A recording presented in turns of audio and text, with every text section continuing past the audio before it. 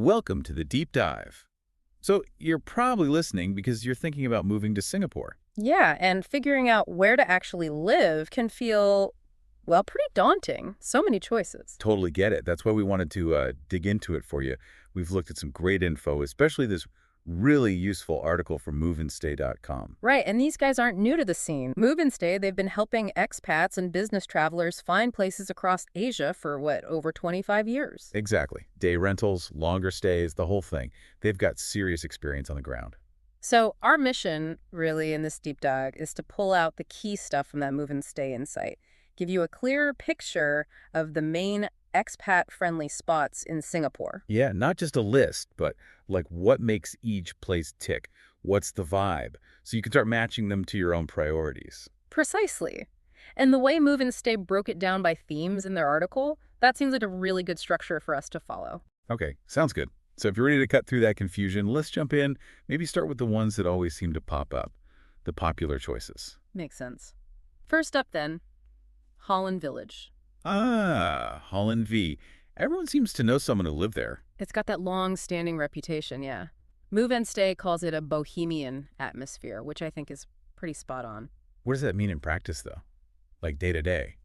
Well, think of lots of independent cafes, restaurants, cool little shops. It's not just your big chains. It feels, I don't know, a bit more unique. Plus, a really lively social scene. And practical stuff, amenities. Oh, yeah. All the day-to-day things you need are right there. And transport's good, too. Right, the MRT, the Circle Line goes through there, doesn't it? It does. Makes getting around the island pretty easy. And housing's varied, too. You've got apartments, but also some landed properties if you need more space. Okay, so lots of positives. Any downsides? The Move and Stay piece mentions its popularity. Does that mean it gets crowded? It definitely can, yeah. Especially, weekends, evenings, too. So if you're after total peace and quiet 2047, maybe something to bear in mind. Good point. Okay, what's another big name? Orchard Road. Orchard Road, yeah. The article highlights this one, too. Instantly recognizable, right? Mainly for the shopping. Oh, yeah. Wall-to-wall malls. Exactly. Move and Stay says unparalleled shopping experiences, and if high-end retail is your thing, well, it's ground zero. Plus, transport links are excellent there, too. Super central. And accommodation. Mostly condos, I imagine. High-end ones. Pretty much. Lots of upscale apartments and condominiums. Now, Move and Stay does sort of mention it's maybe not quite at its absolute peak popularity compared to, say, 10 years ago. Oh, interesting. Why is that, do you think? Maybe just more areas developing their own appeal. But, I mean, it's still definitely a top-tier choice for many expats, especially if that convenience and luxury lifestyle is what you want. You're paying for the location, for sure. No doubt. Okay, so moving on from those very central, maybe more single professional or couple-oriented spots, what about families? Singapore is known for being family-friendly. It really is. And Move and Stay points out a few key areas. Serangoon Gardens is one. Right. Serangoon Gardens. This one's interesting because it feels quite different, much more like relaxed, almost a village vibe, the article suggests. Yeah, I've heard that too. Less high-rise, more houses. Exactly. Move and Stay highlights the landed properties there. So actual houses with gardens, which is a big draw for families needing space. And schools are a big factor for families, obviously. Huge. And Serangoon Gardens scores really well there. Good mix of international and local schools nearby. Plus, loads of parks, green spaces. Sounds pretty idyllic. Mm-hmm. Good for food, too. Or do you have to travel? No, actually, it's got a great range of restaurants and cafes right there in the neighborhood. You don't feel cut off. Okay. The article mentions a strong community feel. What does that actually look like on the ground? I think it means it's maybe less transient than some downtown areas. Local events, people knowing their neighbors, that sort of thing. It feels a bit more settled. Right. Okay, where else for families? Move and Stay mentioned the East Coast. Ah, yes, the East Coast. Big favorite for outdoorsy types. Because of the park, right? East Coast Park. Exactly. It's massive cycling picnics, water sports. It's all right there on your doorstep.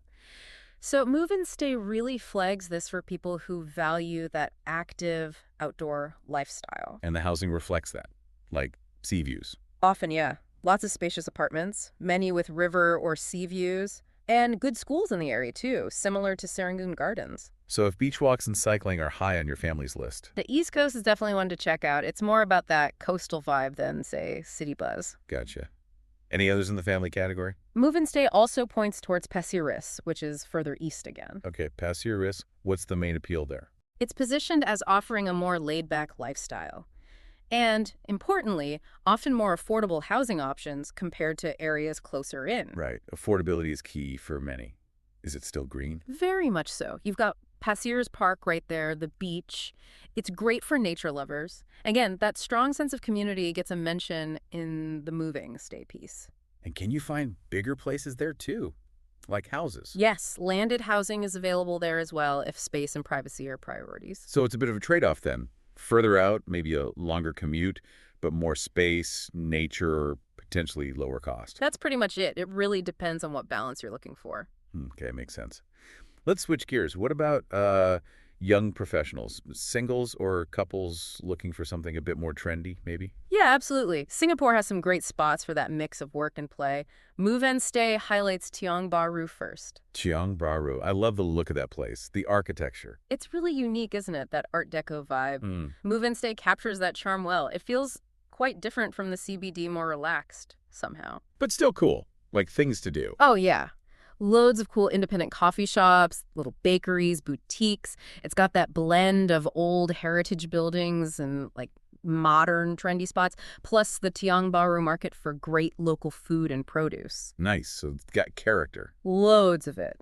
And that mix of old and new apartments the article mentions gives it a really distinctive feel. Definitely less frantic than downtown. Okay, cool. Where else fits that trendy bill? Well, Mooste also points to Chinatown. Chinatown. Isn't Wow. that more... Touristy. It has the tourist spots, sure, but it's also a really practical and vibrant place for young professionals to live, the big plus.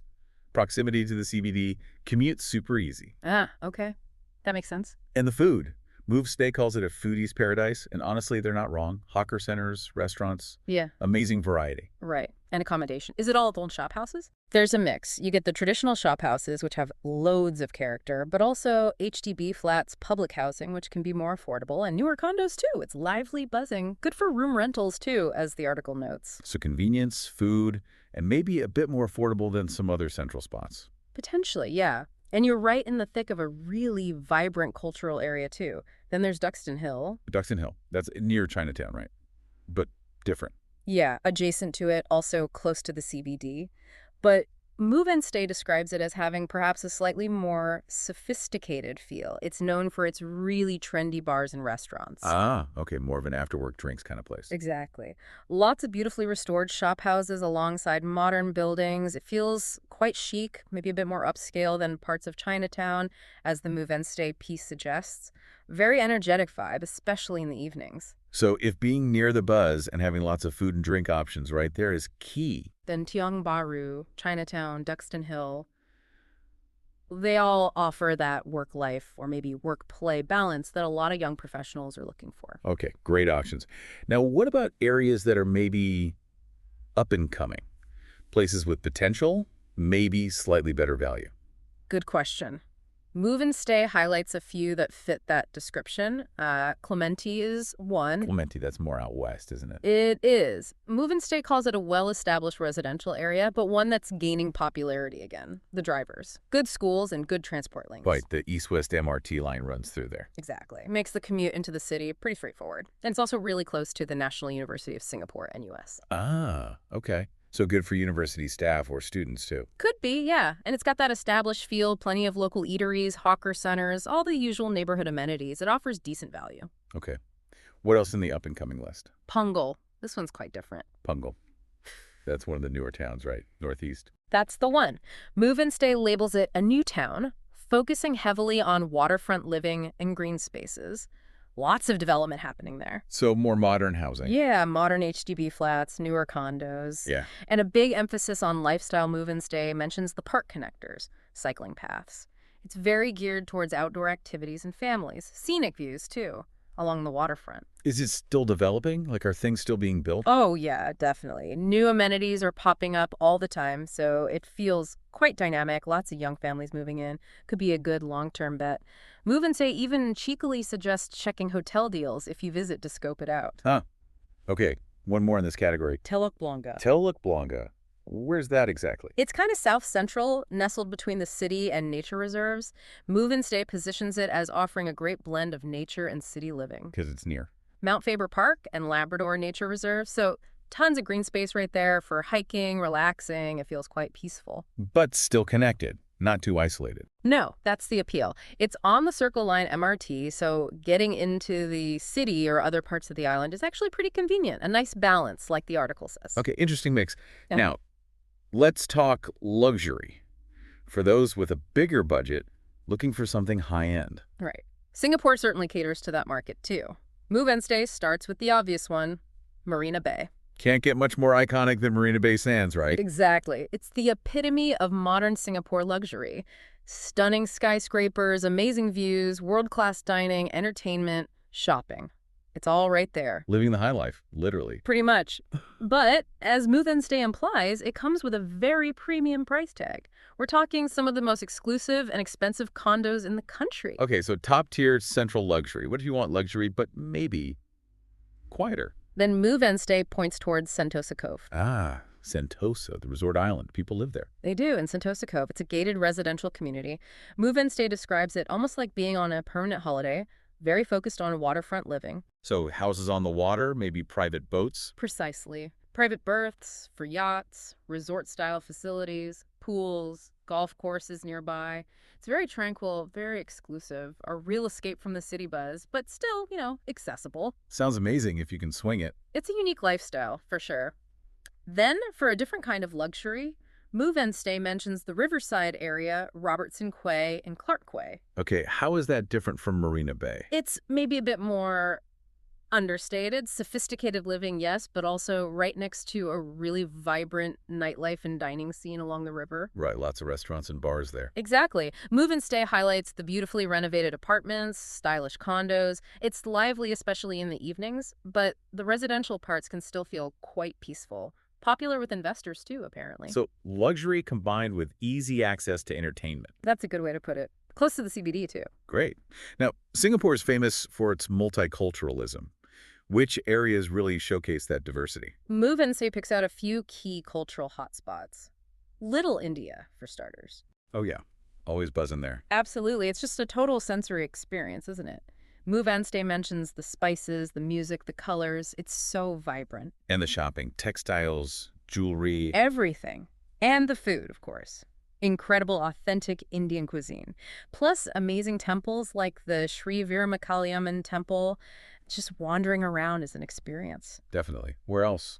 Kampong Glam, the Arab Street area. With a big mosque. Sultan Village. That's the one. A real landmark. Move and Stay highlights the rich cultural heritage there. You've got all the textile shops, Middle Eastern restaurants. Haji Lane.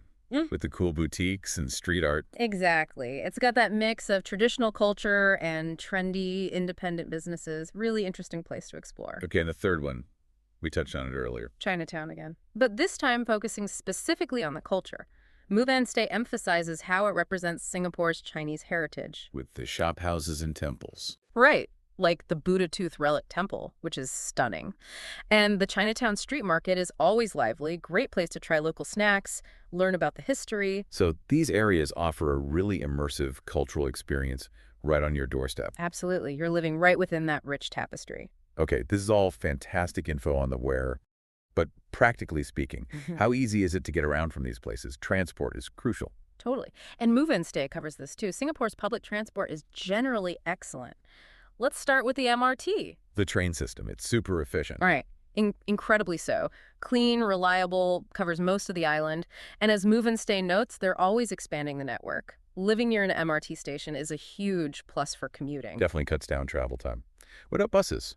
The bus network is also really extensive. Move and Stay points out how it fills the gaps, reaching areas the MRT doesn't. They're frequent, cover almost everywhere. Any downsides to buses? Traffic. Yeah, peak hour traffic can sometimes cause delays, that's true. But generally, they're very reliable, and it's all integrated. You use the same travel card for trains and buses. Convenient. Yeah. And cycling. Is that a realistic option? Increasingly so. Move and Stay mentions the growing network of cycling paths, especially in newer towns like Punggol, but they're expanding elsewhere too. Good for short trips or exercise. Yeah, exactly. The heat and humidity can be a bit intense during the day, obviously. Huh, yeah. Maybe not ideal for a midday commute in a suit. Probably not. But for cooler times or just getting around your neighborhood, it's a great option. And the government's really pushing sustainable transport, investing in both public transit and cycling infrastructure, as the article concludes. So getting around is generally pretty straightforward, it sounds like. Overall, yes, Singapore is very well connected. Wow, okay. We've covered a lot of ground. From the buzz of Orchard Road to the village feel of Serangoon Gardens, the culture of Little India, the luxury of Sentosa. It really highlights how diverse Singapore's neighborhoods are. And as we've seen, drawing on that moveandstay.com insight, which comes from, decades of experience helping expats, Yeah, that 25 plus years really gives them perspective. it shows there's no single best place. It really boils down to your individual needs, doesn't it? Absolutely. You've got to think about your lifestyle, your commute, family needs, budget, what really matters most to you. Exactly. Are you craving that city energy? Or is green space and quiet more your speed? What amenities are non-negotiable? And talking to people who actually live there, if you can, other expats, locals, that firsthand insight is probably invaluable too. Definitely. So maybe a final thought for our listeners to chew on. Yeah. Reflecting on all these different flavors of Singapore living, we've discussed the culture, the family spaces, the city access, the nature, which specific aspect resonates most with what you're hoping to find in your own expat experience. That's a great question to ponder. It's a big decision, but hopefully this deep dive using the framework from Move and Stay has helped make those possibilities a bit clearer. We hope so. It's an exciting move, and finding the right base is a huge part of making it successful.